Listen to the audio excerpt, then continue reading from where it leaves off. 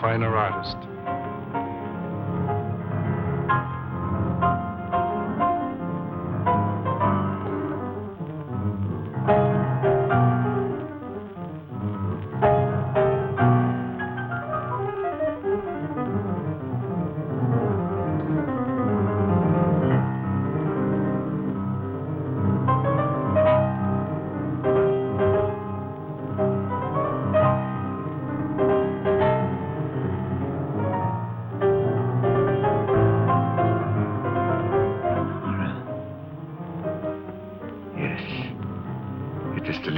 Of her.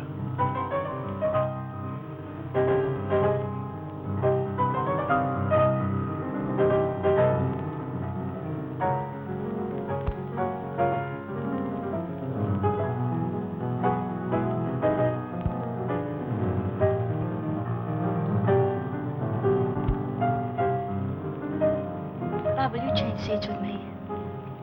Why, of course, dear.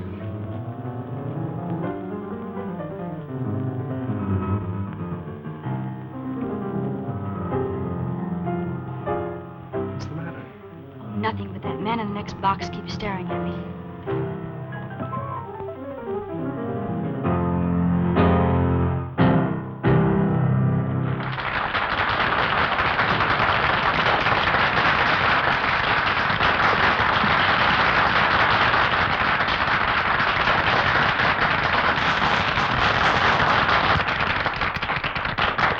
Let's go back and see Dad during the intermission. All right.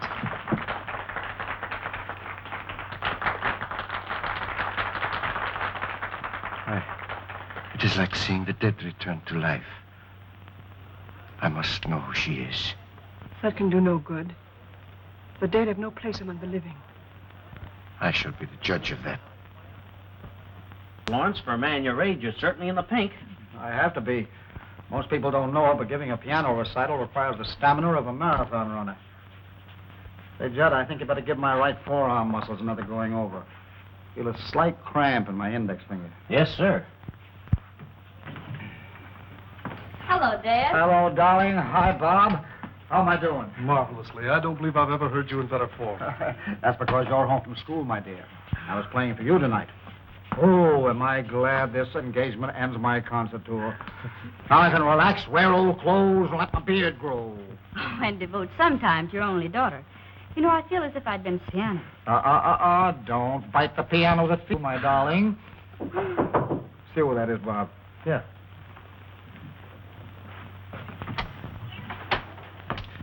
This gentleman would like a minute with Mr. Lawrence. Just a moment. Dr. Igor Markoff is waiting to see you. Igor Markoff? I don't know the man. I'll tell him to write me for an appointment. No, wait a minute, Bob. I've got a few minutes. Let him come in. My dressing gowns yet?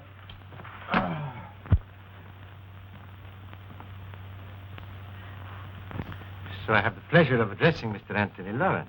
That's right, Doctor. What's on your mind? I should like to apologize to this charming young lady for my seeming rudeness. Well, I don't know what you're talking about, but go ahead. This is my daughter, Patricia, Dr. Markoff. Please forgive me, young lady, for staring so rudely at you, but I really could not help it. Seeing you tonight was quite a shock because you are the living image of my wife, Lenore, as she looked at the time we were married.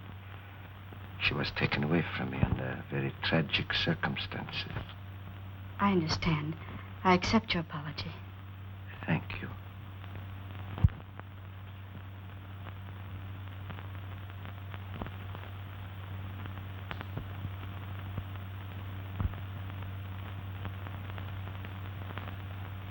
This will always remain an unforgettable moment in my life. Thank you. Auf Wiedersehen. So nice to have met you. I always appreciate the privilege of meeting a great artist.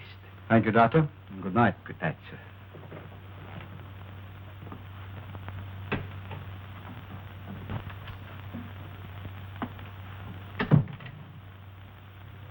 Funny people, these foreigners.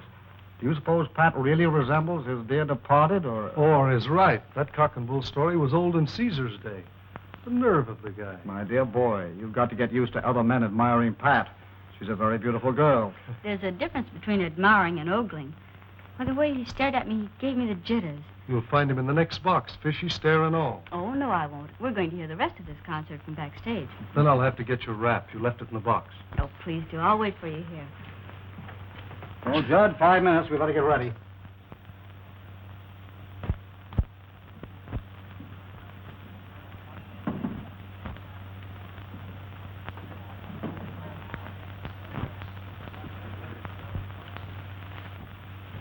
It seems that the great Dr. Markoff failed to make a favorable impression. Temporarily, yes. But there will be many opportunities in the future. Besides, the doorman was not averse to accepting a little gratuity and gave me all the information I needed. Igor, I've risked my life for you. I've kept your secret all these years. Does all this mean nothing to you? Don't I mean anything to you? Because of your knowledge of my work, I need you as an assistant. You have never meant anything more, and you never shall. Keep that in mind.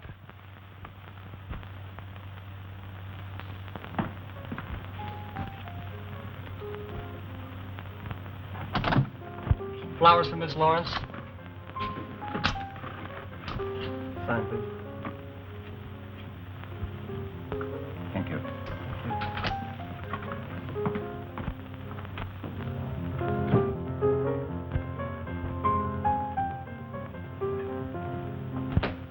More flowers for you, Miss Lawrence.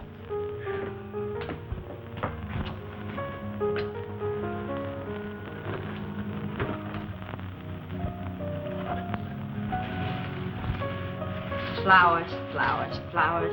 Morning, noon, and night. The man must be crazy. Keeps on, I'll hate the sight of him. Have Williams take those to the children's hospital. Right away, miss.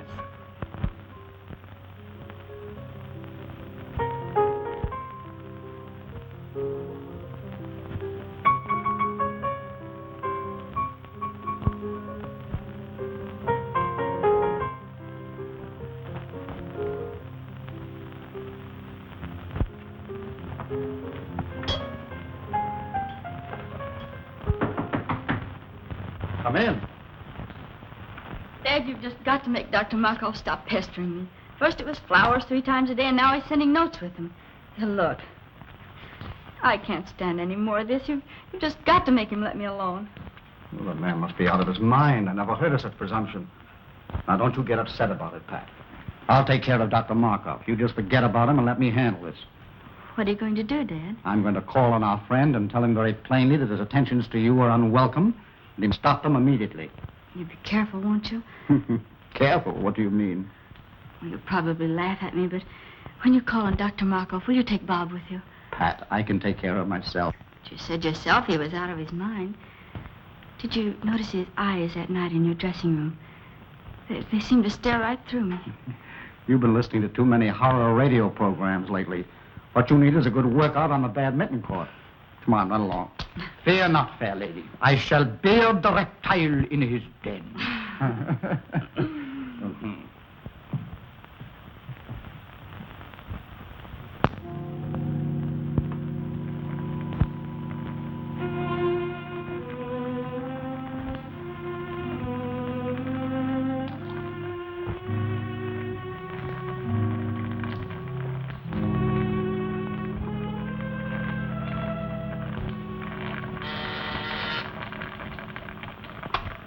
Yes? Mr. Anthony Lawrence is here to see you, Doctor. I will see him in a few moments. Oh, and Maxine, you had better relieve me. I'm making a new batch of X54, and it requires constant watching. I'll be right in, Doctor. The doctor will see you in a few minutes. Won't you be seated? Thank you.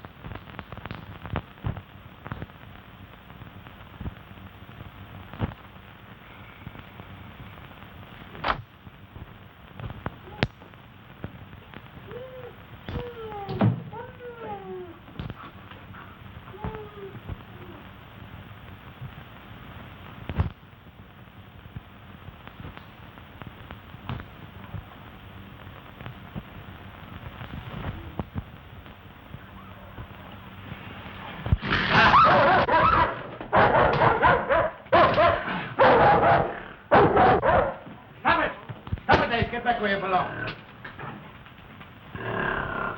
Carrol!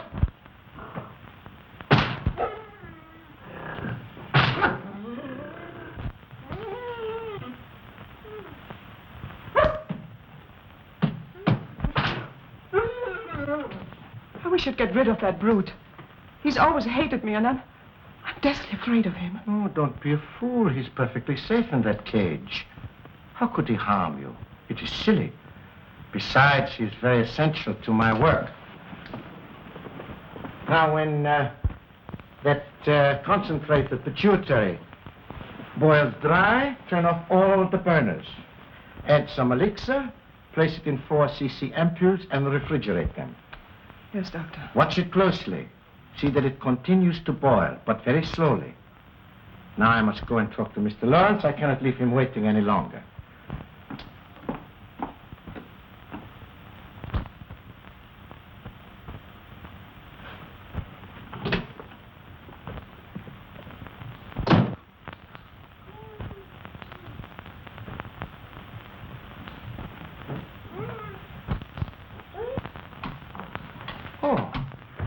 Mr. Lawrence, nice to see you again. This isn't a professional call, Dr. Markoff. I've come here on a purely personal matter. Oh, well, in that case, you'd better come into my private office. Thank you.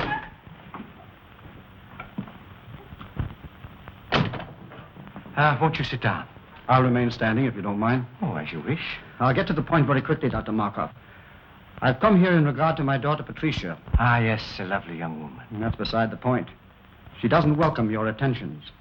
I'm forced to ask you to stop annoying her. I'm afraid you're being very insulting. Your persistence has left me no other choice. I've already explained my deep interest in your daughter. Perhaps you thought I was lying.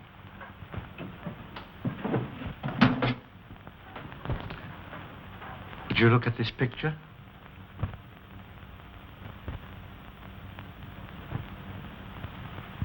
What if there is a resemblance? That doesn't give you the privilege of annoying her. But I am going to marry her. Ma? I'm amazed at your conceit. I'm warning you, Dr. Markoff. Unless you stop annoying my daughter, I shall call the police. Stop, not so fast. Let go of me.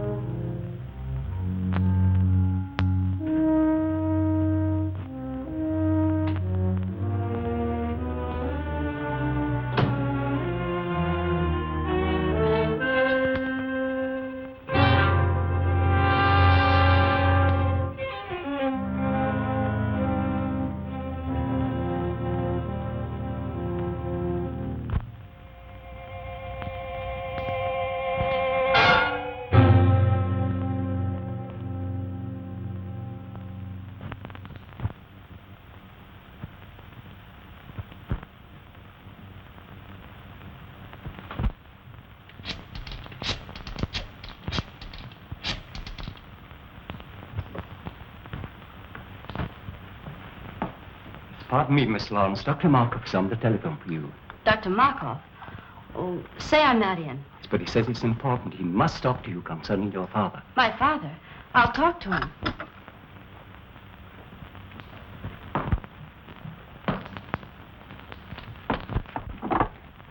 Hello? Yes, Miss Lawrence speaking. Oh, Miss Lawrence, your father has had a slight attack of vertigo. Yes, he's here in my office. It was probably brought on by overwrought nerves. I was wondering if you had not better come and get him. Is he well? No, not seriously. However, scarcely able to drive his own car. Of course, I could keep him here, or if you wish, I could call an ambulance. Ambulance? Oh, no, I'll be right there. Where is it? 1335 Cliff Drive. Thank you.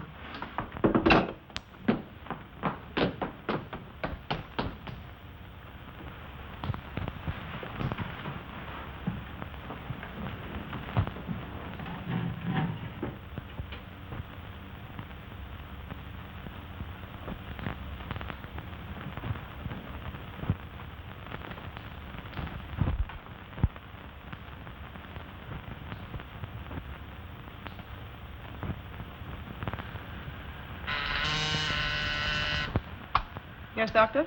Maxine, turn down all the flames to about half. But Dr. Markoff, the concentrate is nowhere near dry yet. I know, but it must boil very slowly. All right.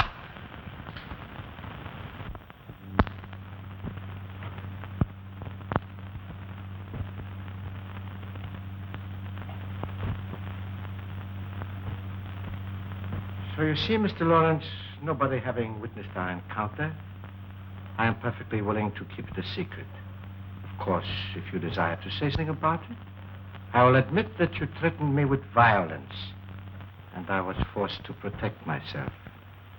It is simply a case of your word against mine.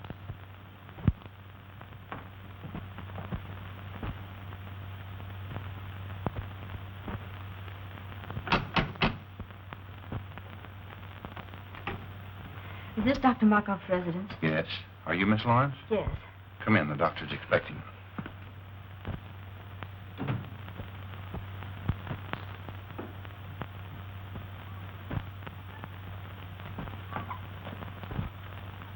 Father, how do you feel? Pat, what are you doing here? Dr. Markoff said you were a little indisposed, so I came to drive you home. Are you feeling better now? Yes, much better. You well enough to start? Yes, of course.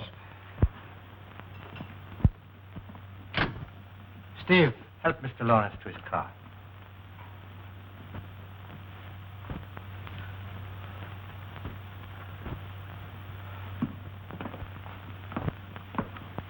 Miss Lawrence, may I have a word with you? Yes. I think that your father would bear watching. If you notice him developing certain symptoms of... Well, if you notice him acting strangely, I would strongly advise you persuade him to see his doctor. I'll remember. Thank you. You're welcome.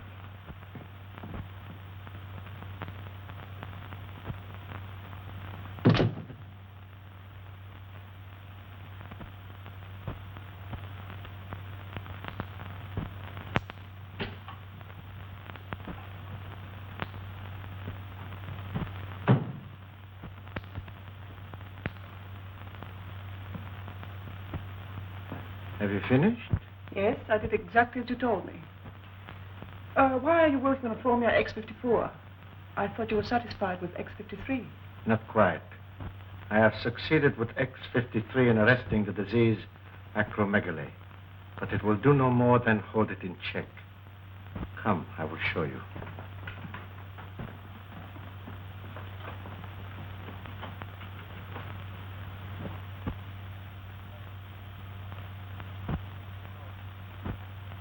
You will recall that after I injected him with the disease, it was allowed to proceed to this stage. Enlargement of the head, the feet, and so forth. But from the moment I gave him an injection of X53, there has been no change in the condition. Neither progressive nor retrogressive. I have every reason to hope that this new formula will prove to be a complete cure for the disease. Think what it will mean to have the power to control a dread disease like acromegaly. The only living man to have such power. And why are you the only living man to have such power?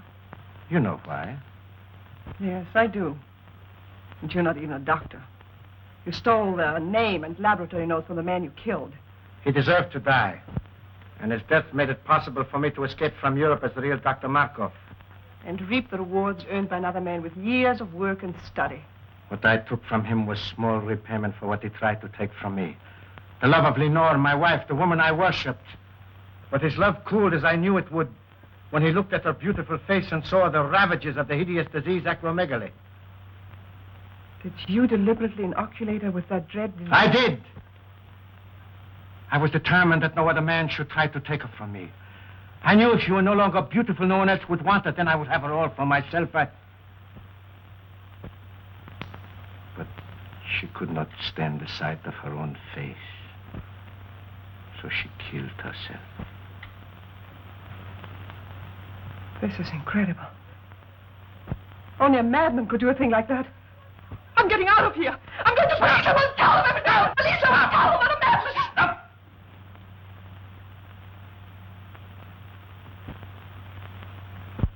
You are going no place. You are going no place. Go to your room. Stay there.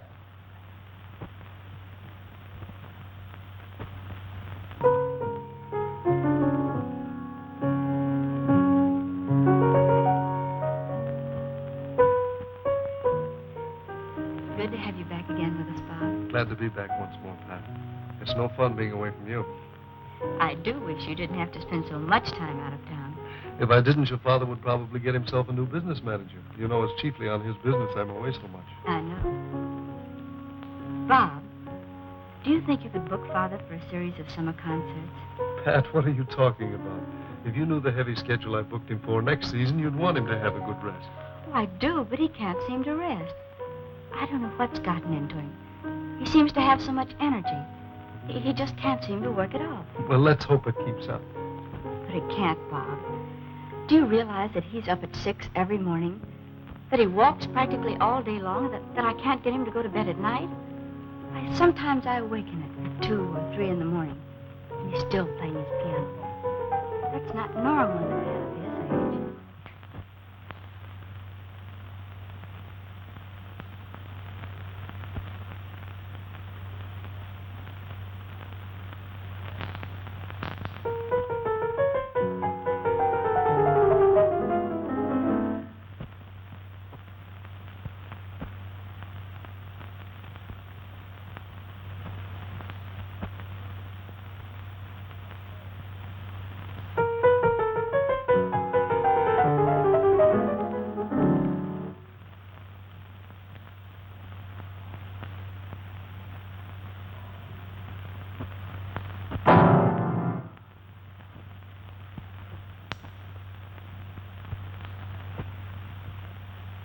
Pat, come here. You too, Bob.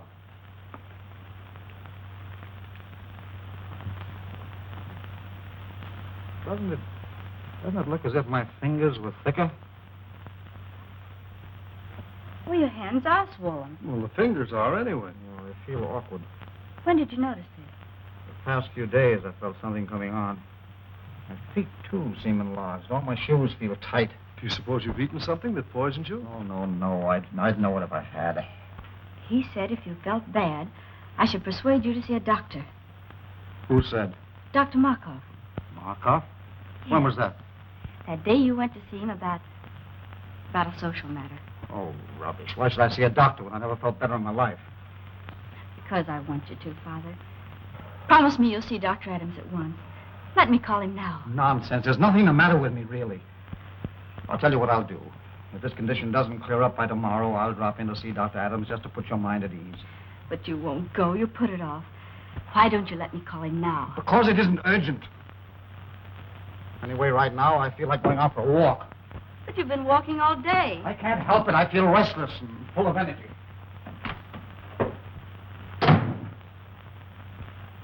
What do you make of it, Bob? Oh, perhaps some minor upset. But I would have him checked over by Dr. Adams. And how are you feeling today, Mr. Lawrence? Physically, extremely well. And your appetite? Still increasing.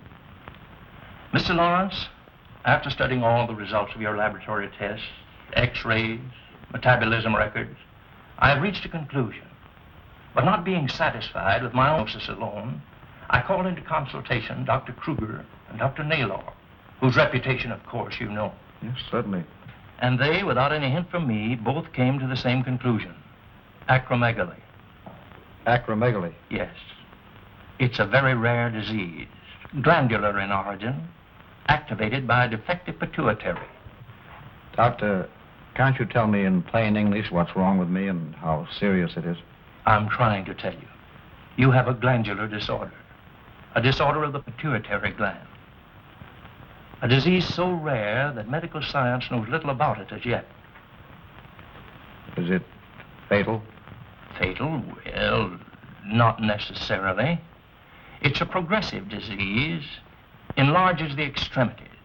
It's accompanied by an increasing amount of energy to a fabulous and dangerous degree. Is it curable? Mr. Lawrence, there is but one man, to my knowledge, who knows anything important about acromegaly. He's a specialist in glandular disorders, and I understand has devoted a great deal of research to this particular disease. I urgently suggest that you consult this man, who is in a position to do more for you than any person in the profession. Who is it? Dr. Igor Markoff. Dr. Markoff. Yes, do you know him? Yes. Strange you didn't think to consult him. Well, I've just met him socially. I don't know him socially, but his name ranks among the top names in the profession. His reputation is international. So he is, therefore, the man that you should see, Mr. Lawrence. I'd rather not see Dr. Markoff. Isn't there anybody else I can consult? No. He's the only man I know that can help you. He has not seen fit as yet to give out his findings or his method of treatment to the profession. So, therefore, if you're to be helped, you must go to him. And there's nothing you can do for me, Dr. Adams? Frankly, Lawrence, nothing effective. Well, thank you for your frankness. You will see him? I'll think it over.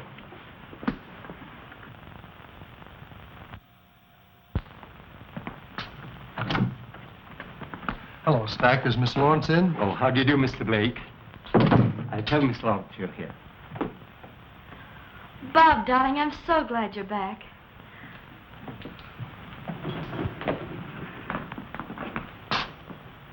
I've only been away 4 weeks. How are you, sweetheart? I'm so worried. About what? About Father. What's he been up to now? Well, that's just it, Bob. I don't know. He's locked himself in his room for weeks. He hasn't allowed anybody in to see him. Stack takes his meals into him, but he has to leave the tray in the music room. He says the door into the bedroom is locked and that Father won't come out until after he's left. Is he in there now? Yes, but the door from the music room into his suite is locked from the inside. He sounds in excellent form. He hasn't touched the piano in weeks.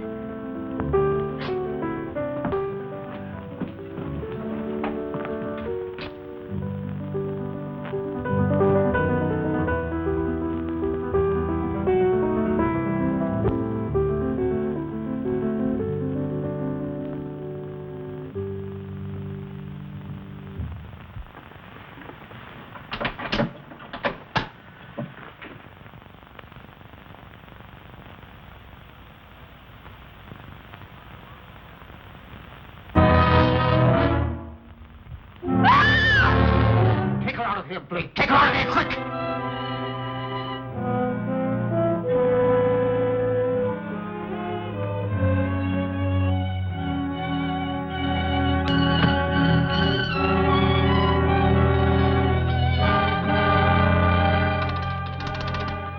Oh, Stack.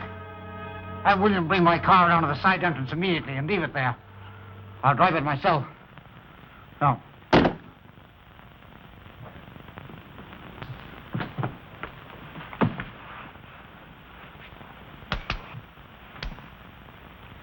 Darling.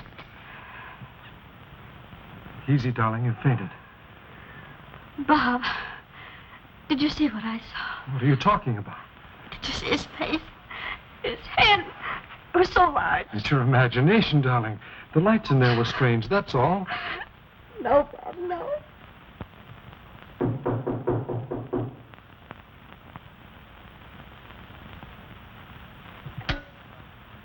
Maxine, see who's in my waiting room.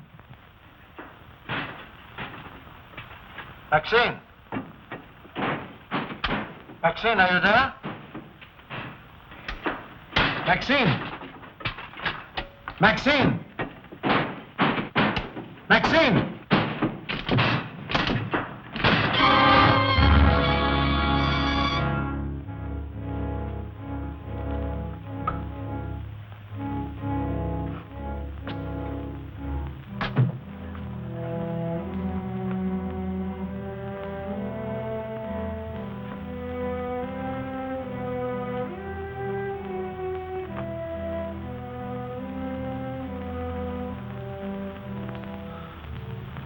Lawrence. Yes, Markoff. Weren't you expecting me? You knew I'd have to come to you sooner or later. To you, the one man with experience concerning the hideous disease of acromegaly. Oh, you had it cunningly worked out, Markoff. So I would be forced to come to you. You alone for help. Then you would be in a position to dictate your own terms in exchange for that help. Terms which no doubt would involve my daughter Patricia. Oh, you were clever, Markoff. Exceedingly clever.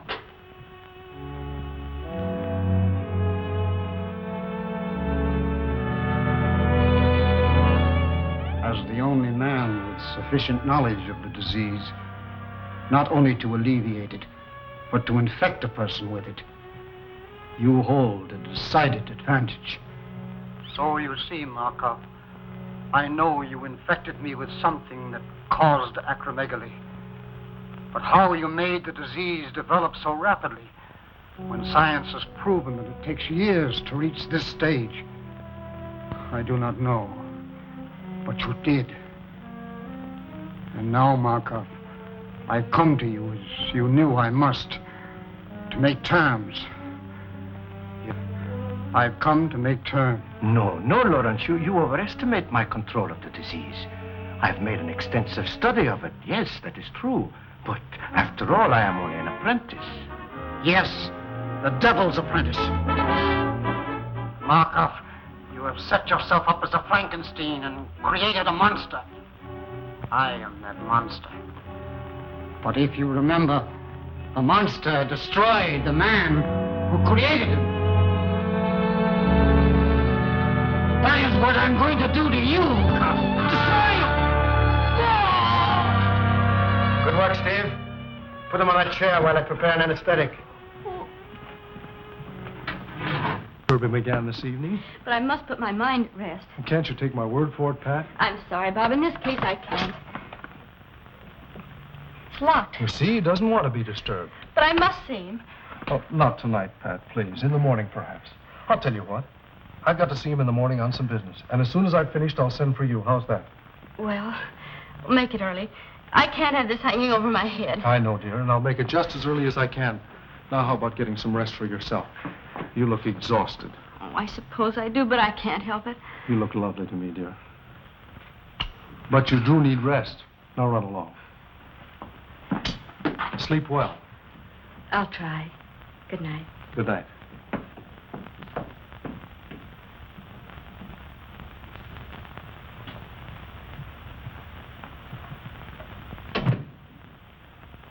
Oh, Stack. Stack, have you got a key to the music room? Why, no, sir. Why? Well, it's locked, and I wanted to see Mr. Lawrence. I'm sorry, sir, but he's gone out. Out? Oh, yes, sir. About a half an hour ago. He had his car brought around and then dismissed William. Where did he go, do you know? Not the slightest idea, sir. I didn't see him, but William said he was all muffled up. Oh.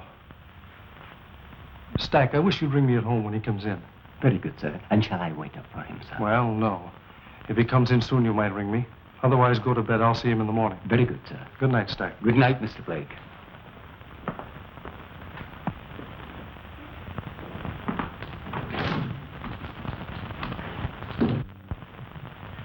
Put him in the room of the surgery in the east wing.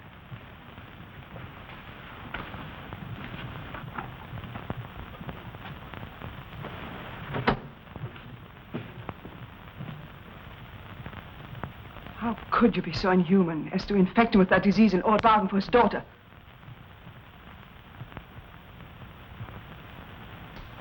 Who gave you that idea? You left the dictograph open. I heard every word that was said. Forget what you heard. It does not concern you. I'll not forget. If you don't give up that insane idea of marrying Patricia Lawrence, I'll tell the truth about you. You would not dare. Oh, yes, I would.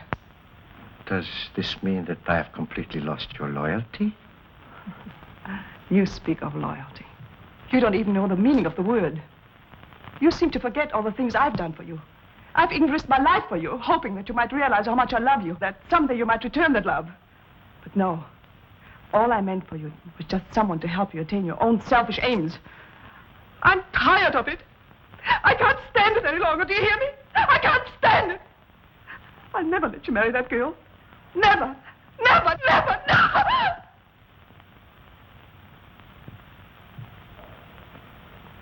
Maxine, you heard nothing. You heard nothing. You heard nothing. Now go to your work.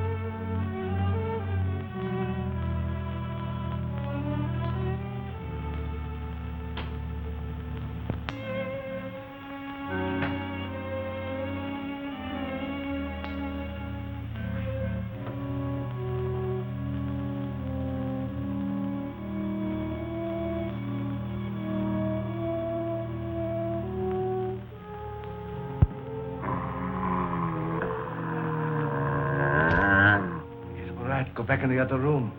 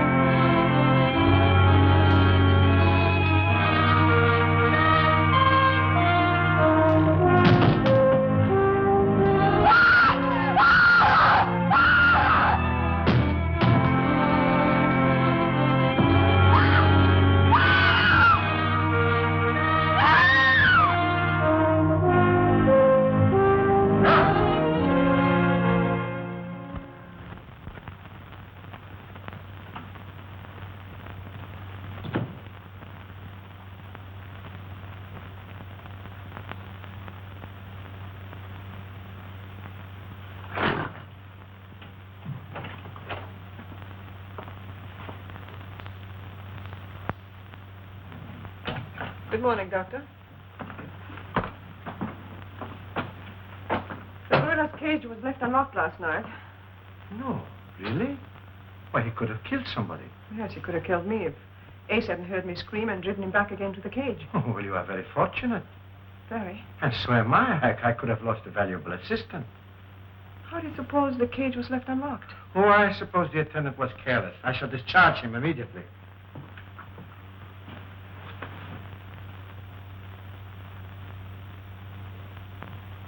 Look, Doctor. It's normal. You've discovered a cure. Maxine, it is marvelous. Maxine, this is great. Do you know what it means? It means that I can ask my own price. I can... Yes. Oh, by the way, Maxine, I have a special prescription I want filled at Handcuff and Groves. You will go and see to it yourself personally.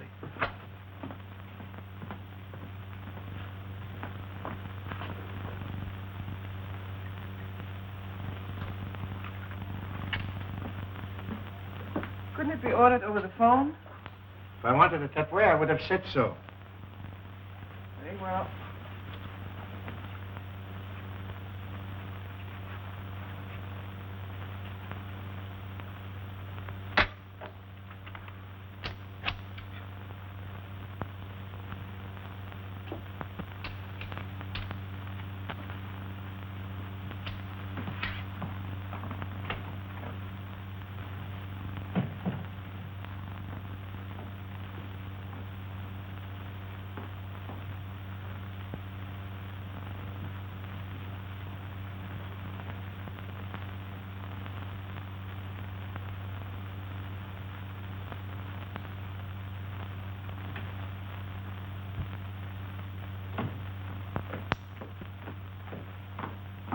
Good morning, Stack. Good morning, Miss Lawrence. Have you taken my father's breakfast into him yet? No, I haven't. You haven't? Why not? Well, as a matter of fact, your father isn't in. Isn't in? Where did he go? I don't know. He didn't say. When did he go? I can't exactly say. Sometime last night. Last night? Yes, miss. You mean he's been away all night and left no word? Absolutely none. I'll get it. Hello? Yes, Miss Lawrence speaking. This is Dr. Markoff. Now, please don't be alarmed, but your father came to me last night for a consultation. Father came to you last night for a consultation? Yes. I found it advisable to keep him here for observation. How is he? Well, he's quite comfortable now. Yes, quite comfortable, Miss Lawrence, I assure you. I'll be right over and pick him up and bring him home. I would strongly advise against taking him home, Miss Lawrence. But why? I can't leave him there. Do you think I should take him to a hospital? I suggest you leave him right where he is, Miss Lawrence. You see, I have all the facilities here to take care of him in my sanatorium. Oh, I didn't know you had a sanatorium, too. I'll be right there. When Mr. Blake arrives, tell him I've gone to Dr. Markoff, 1335 Cliff Drive. Dr. Markoff's 1335 Cliff Drive. Yes. Very well, miss.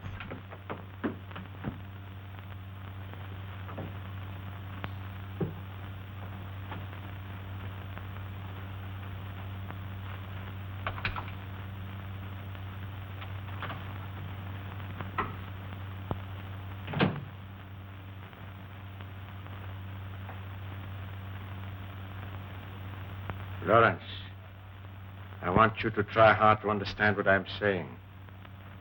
Try hard. Uh-huh. This is Dr. Markoff. I can save you, Lawrence. I can cure you. Do you hear me? Yes, I can hear you. Good. Remember that I am the only one that can cure you, and I will cure you on one condition. Uh-huh. A very simple condition, Lawrence. Uh. Your daughter is on her way over here now. No! I want you to persuade her to be very agreeable to me. No! You can convince her that it is you she is coming to see. You can tell her that I am helping you. No!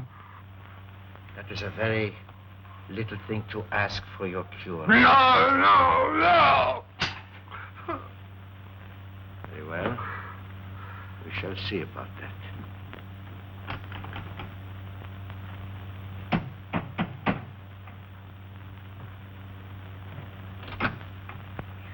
Dr. Markoff, please. Come in.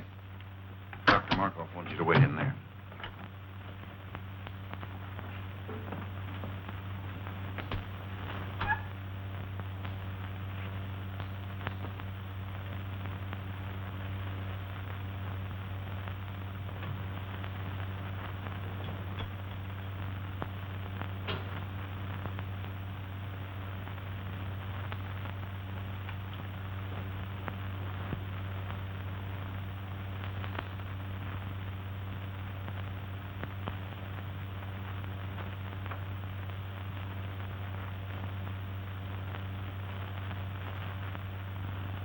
How long ago did she leave for Dr. Markoff's stack? About a half an hour ago, I should say, sir. I'll have to step on it. 1335 Cliff Drive, you said. That's correct, sir.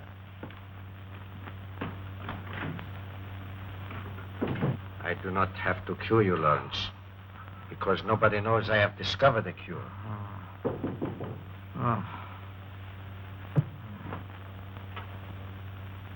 Miss Lawrence is here.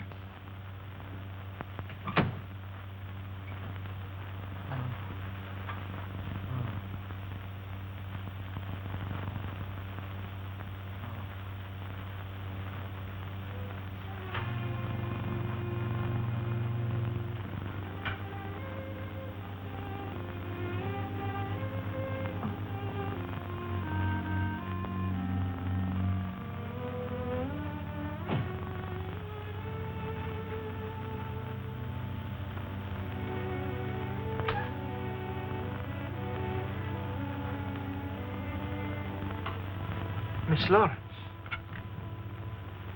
Oh, it is a great pleasure seeing you again. Dr. Markoff, how is my father? He's resting comfortably. Please be frank with me. What's the matter with him? It is a glandular ailment. How serious is it? Well, Miss Lawrence, I'm afraid it is quite serious, particularly in your father's case. Why particularly so in his case, Dr. Markoff?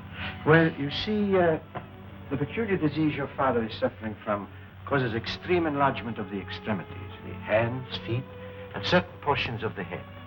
In a professional pianist, it is fatal. That is to the continuance of his career, I mean.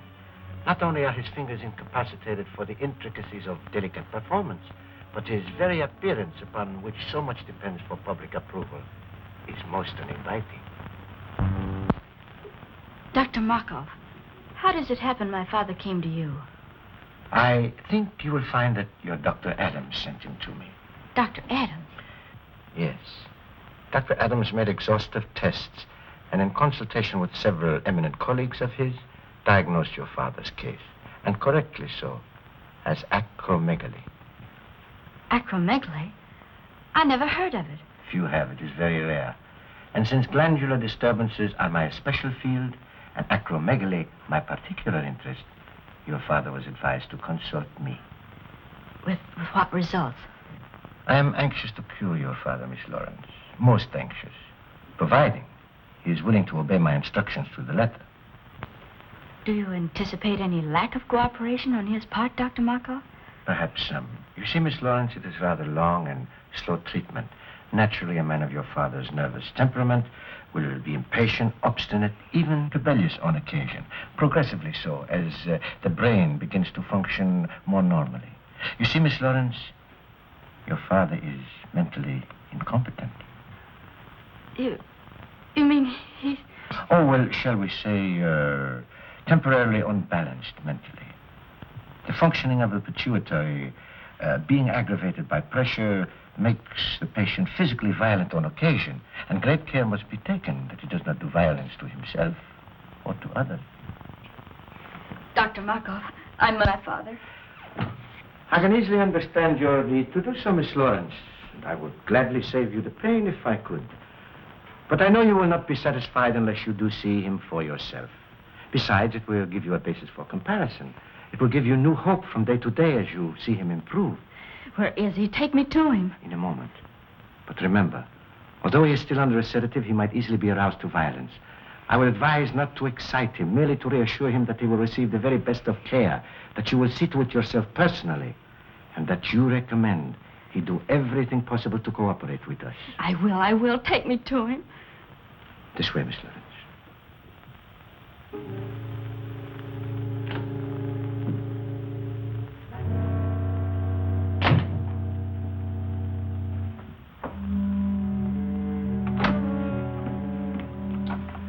You know what to do.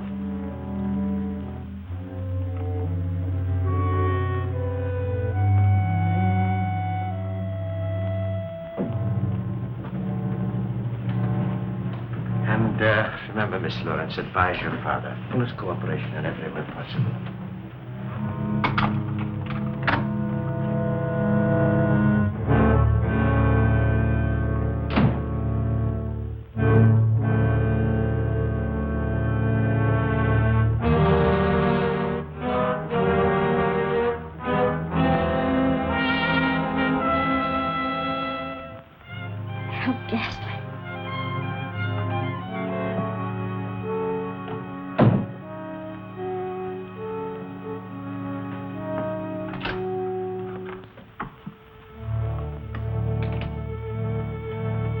Can't go in there, Maxine. Why not? Dr. Markoff said so.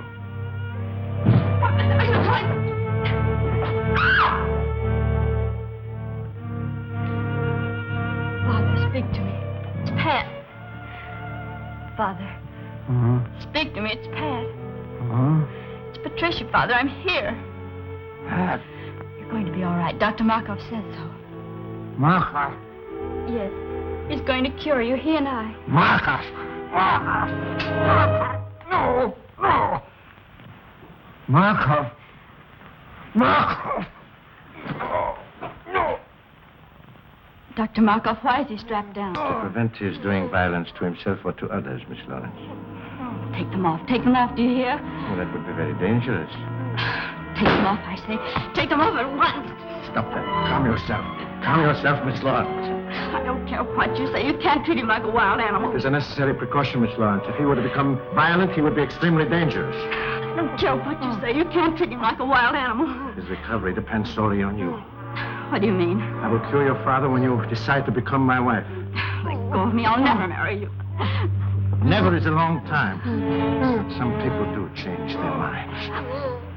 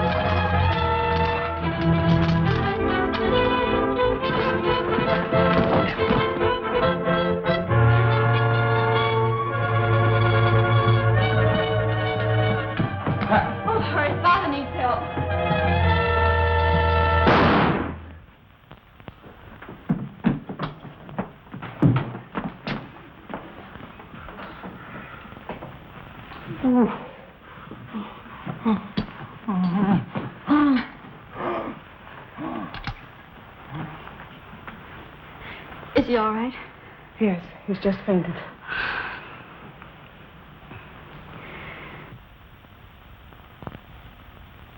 Dr. Markoff was the only man who could cure Dad. With him dead, there's not much hope left. Oh, yes, there is, Miss Lawrence.